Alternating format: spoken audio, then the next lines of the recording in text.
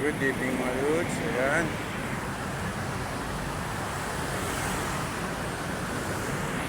Ayan, inabot na tayo ng gabi mga lods. Pangamasyal, galing po tayo ng Batangas.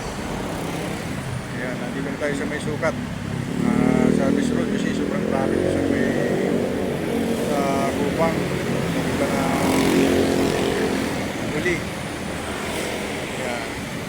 Kaya bumalik tayo, dito tayo duman sa may service road. Magamat nakakatakot kasi tulong dito mga jeep. Pero walang traffic dito. Ayan o.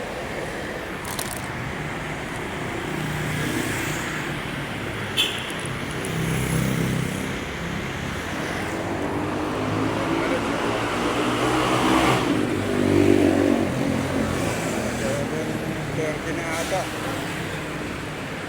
Shoutout sa inyo mga lods. Ganito tayong lahat, medyo umaambo na kaya ako'y nahanda lang para tayo bigas. Okay mga lods.